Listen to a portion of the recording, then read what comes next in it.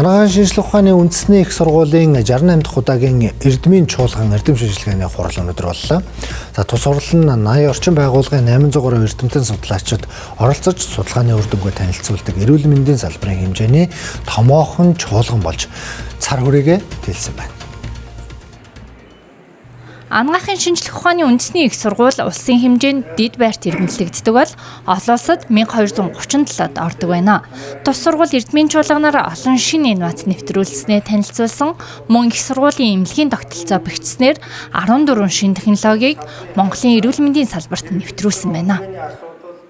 Судалгаа шинжилгээнд дээр явуулж байгаа бодлогуудыг тогтмол хэрэгжүүлсний үр дүнд жишээ нь Web of Science, Scopus одоо мэдээллийн санд индекстэй сэтгүүлүүдэд 191 өгүүл хэвлүүлээд байгаа. Энэ бол нэлээд сайн үзүүлэлт. Энэ өгүүлэлээс зөвхөн 2025 онд ижил авсан тоо гэхэд 11108 болж байна. Тэгээ энэ бол судалгаа шинжилгээний өгүүллийн чанасаа бол их сайжирч байгаа.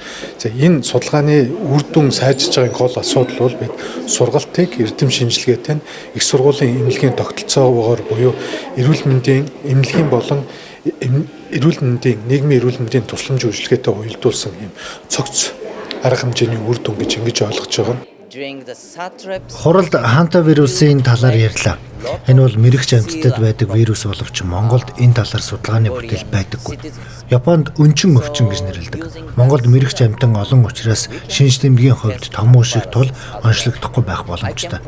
Хоёр сургуулийн хамтын ажиллагааны хүрээнд энэ мэт олон төсөл хэрэгжүүлэхээр төлөвлөсөн. Анагаахын шинжлэх ухааны үндэсний их сургууль өнгөрсөн 2025 онд бүтцийн өөрчлөлт хийж агсан төвчний сургуулийг байгуулсан. Ингэснээр магистр, доктор төгсөлтийн дараах сургалтанд 4000 гаруй оюутан суралцаж 800 гаруй багш ажиллаж байна.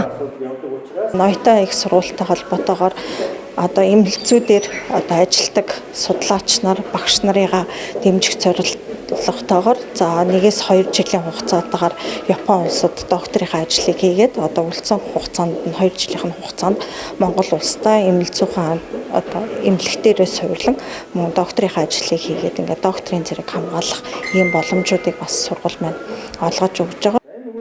Анагаахын шинжлэх ухааны үндэсний их сургуулийн багш оюутнуудын мэрэгжлийн сэтгүүлд хэвлүүлсэн бүтээлийн тоо 27.3%-аар нийт бүтээлээс ишлэгдсэн тоо 2 дахин өссөн байгаа нь тус сургуулийн амжилтыг илтгэж байгаамаа.